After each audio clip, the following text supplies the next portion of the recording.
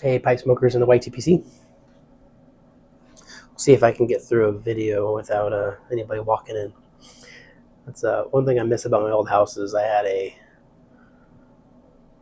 an office area that was a separate bedroom. So I got an opening here, an opening over there, and I can probably figure out a door situation maybe eventually. But what's the cool thing about having a house is I can do those kinds of things. Um, Anyways, smoking my BJV billiard with the dark bamboo.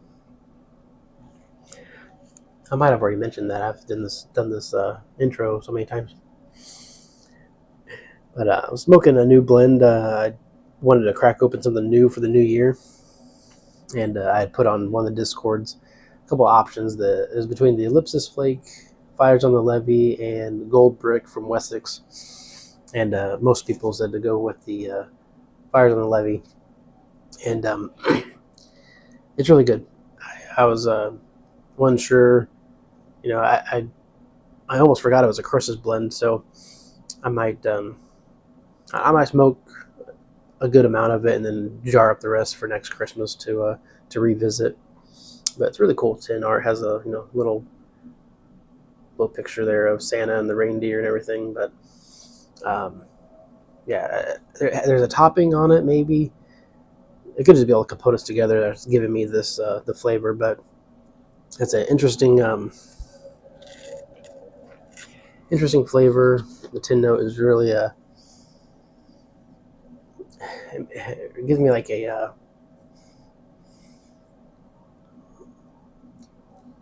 coffee liqueur, maybe something like that. But really delicious blend, and I'm excited to see how this one, how it go. I wonder if they'll like re-release it again next year. So yeah, I'm excited to get next year I'll probably get a few more tins, but that's one that I'm hoping I don't regret not getting more.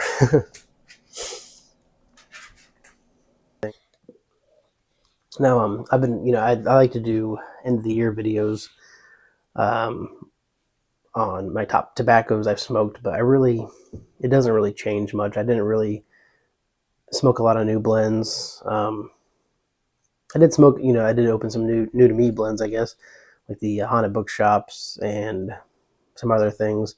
But I smoked a lot of the same stuff all year. Um, London Burley, of course. I opened a lot of old tins like the Solani Virginia with Perique. I smoked a lot of the Haddo's Delight from 2003. McCraney's Red Flake.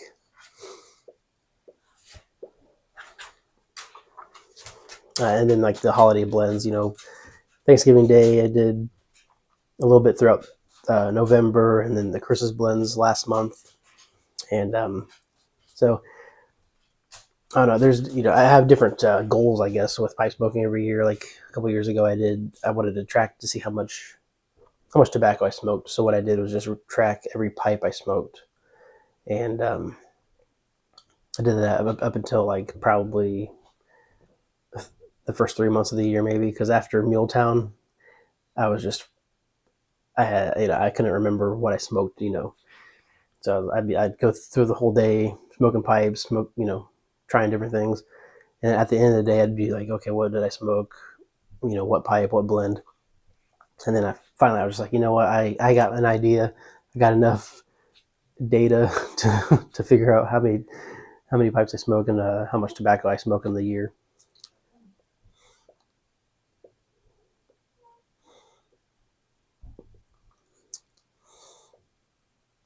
But this last year, I think I was trying to go through some tin or some jars. Like I have jars about this size, maybe, and some smaller ones that have a bowl, maybe two left. So I was going through those and just kind of smoking those and getting rid of just getting and freeing up those jars to jar up other tins I wanna open.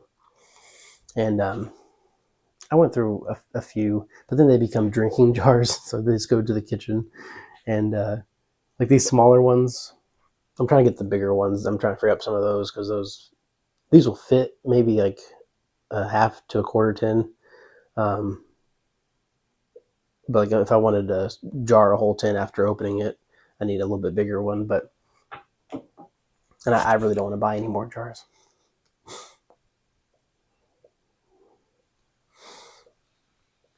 So I don't plan on doing a like end of the year review on tobaccos really, or cigars. Like I smoked a lot of new cigars, but I really did a bad job of like documenting stuff. I try to document my cigars like at my cigar journal, and it's fun to kind of go back through and kind of see what I smoked, you know, 6 years ago or whatever. But I've been just really lazy on that part. I just smoke and hang out, and then I'm like, oh, I'll save the band and try to remember, but I just never do. So I'm hoping I can do a better job of that this year. Maybe journal and document my pipes and tobaccos a little bit more and cigars.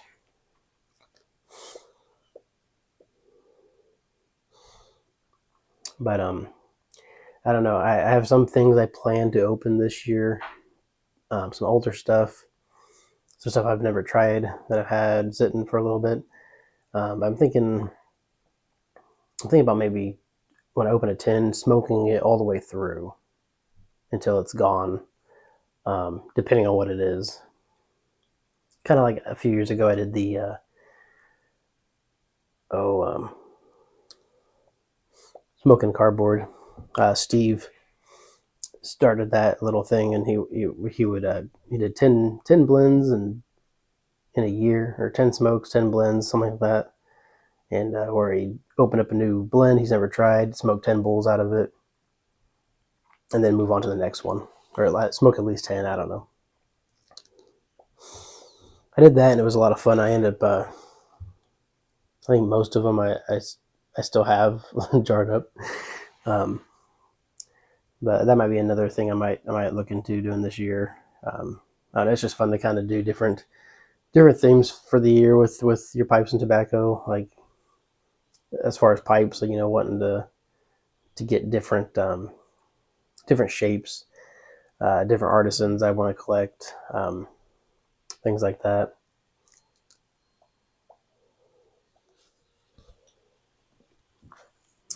But one thing I wanted to do a recap of was the books I read, or just maybe not to review every single book, but just kind of go through my reading list of what I read this year. Um, and maybe you guys can give me some recommendations on things to add to my reading list. My reading list is already overflowing, more than I can read, which is kind of a cool thing to have, but really I wish I could read faster or even have more time to read. So I'm hoping this year I can make time to read. I need to, that's one thing I'm trying to, I want to lower my screen time for sure. Um, that's one thing I'm really bad at. Like, I can be on Discord, talking, having conversations and stuff, but then I open up Instagram or something like that, and it's just reels and a lot of funny content out there and wholesome content that's really I like to watch, but um, I spend too much time doing that. I think that's the problem for a lot of people. I mean, it's just I don't know. We got these little computers in our pockets, and we can do whatever we want with them, and I need to just limit that time, I guess, and hopefully I can replace that time with reading instead. I know there's like things you can set your phone to, like, different limitations, and I just gotta do it and just not touch it. But um, and I'm on Goodreads. I think it's a great app. I love it. It's like social media for your with your friends and books, and it's a lot of fun. So um, my goal for the year was 30 books, um, which is a lot for some and not very many for some. I think my sister had a goal of like I don't know what her goal was, but she read like 80 books last year, and I was just like, holy crap, it's crazy. But she also, spent a lot of time in like the car pickup line picking up her kids and stuff from school. Um, I have another friend that he's read like over 100 books, and I also don't know if they're listening or reading. I mean, listening, I wish I could listen to books. Like it's hard for me to concentrate and pay attention. Well, like I can listen to podcasts, but books are harder. Or even podcasts that like read stories or something. It's hard for me to pay attention and like consume it that way. So I prefer reading physical books, but I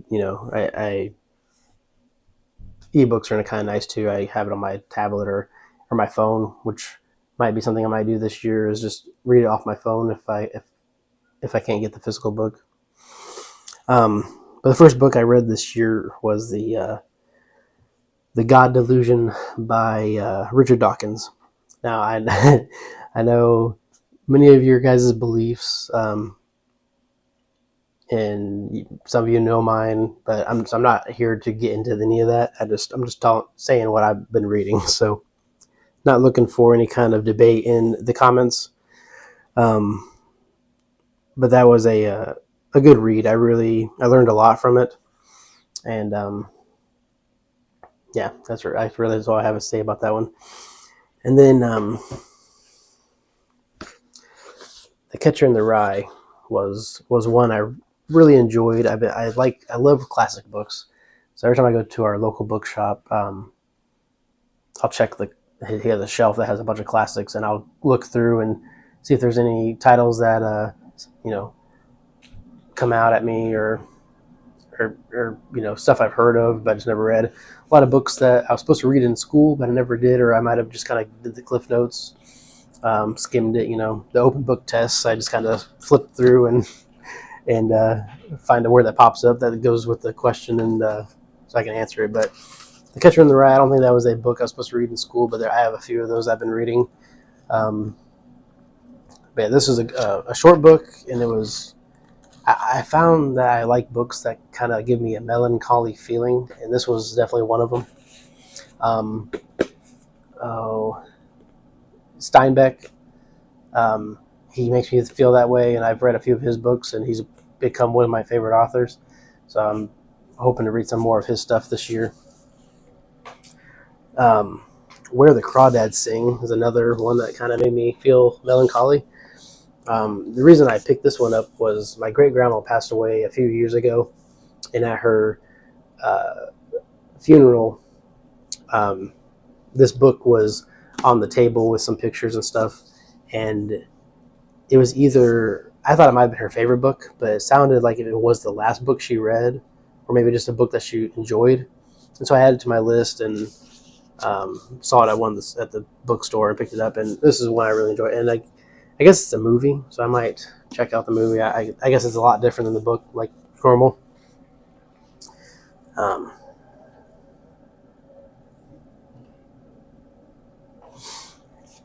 Next one was a book that my wife recommended. This is her favorite book. It's called A Dirty Job. I don't know if I can. I was trying to bring up the cover, but it's by Christopher Moore. And there's a sequel. I'll probably read the sequel this year, but it's kind of like a thriller. And sometimes you read books and you think if it become a movie, like who you could see the actors being, like, and this one I think is Samuel L. Jackson. I feel like would have been a good part in this one for this one character, and then Michael Cera would have been another one. But it was just kind of fun thinking if it would be made into a movie, who could play those characters. And this one I did not plan on reading. There's probably one reason why I haven't read a whole lot this year was because school and my classes and stuff. Like, I don't have a whole lot of time to be reading, for pleasure. It's more reading because I have to for these classes. And this one is basically a textbook that I had to read. and do some stuff in the class that I'm in now. But it's called The Goal, and it's like a book about like lean manufacturing, but it's a novel, so it has a plot and characters, and it was enjoyable. I really did enjoy this one. So, and I learned a lot too, about kind of my career path I'm trying to take. So, but if you don't have to read it, it's not one I'm like, oh, you got to read this. It's a good book, but it is enjoyable for it being a textbook. And those are the ones I finished.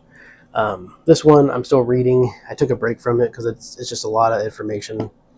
But it's called The Sacred Mushroom and the Cross.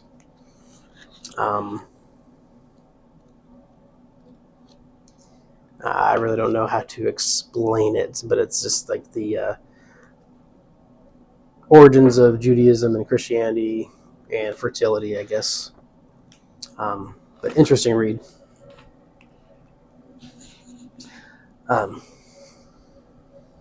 Drinking a Guinness tonight.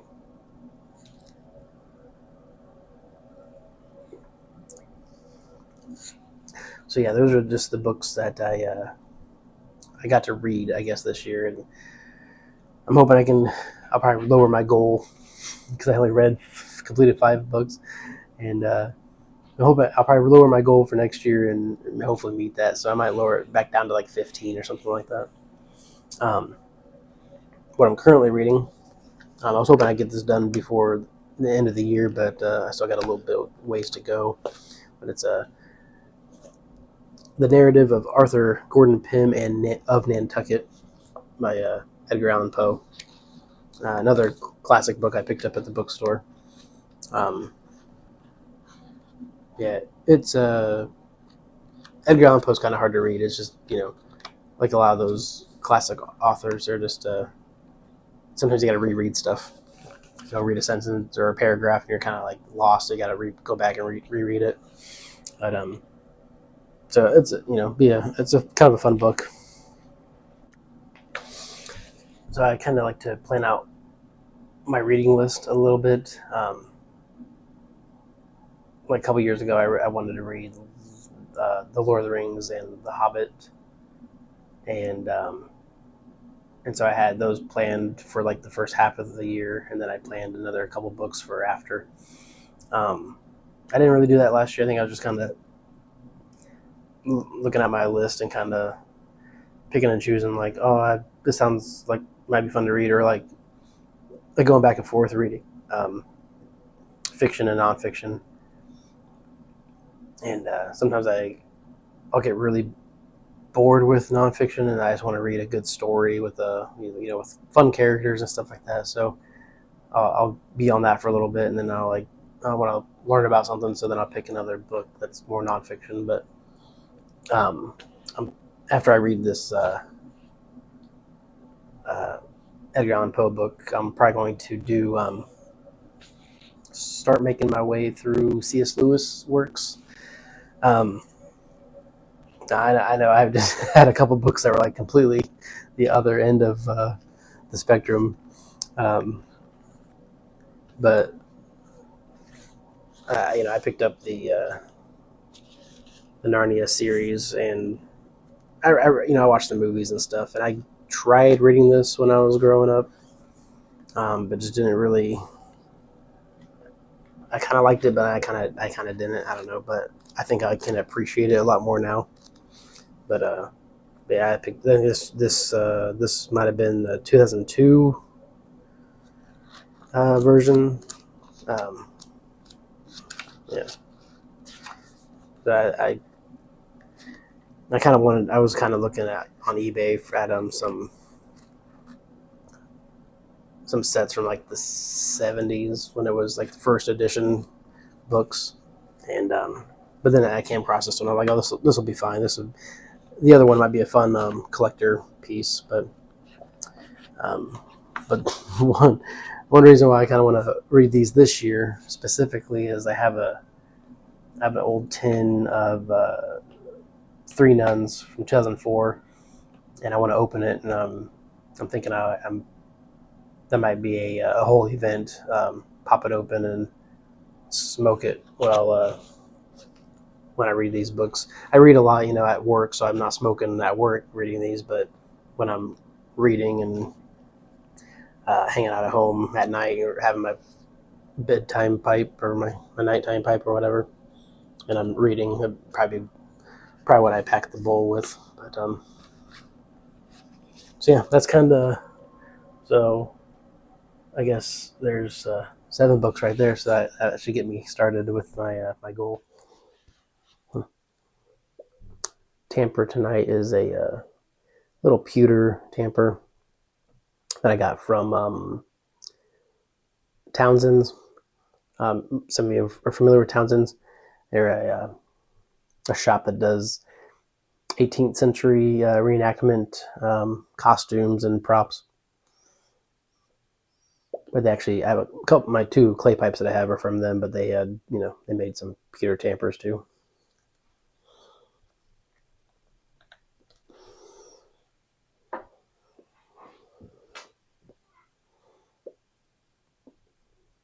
Anyways, I don't want to make this video much longer. I just wanted to do a quick recap on the stuff I've been reading and what I plan to read in the next year.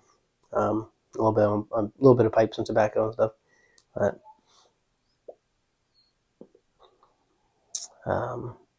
yeah, I guess drop down some recommendations on books. I'm always looking to add to my reading list, and might not get to it for a few years, but I will get to it eventually.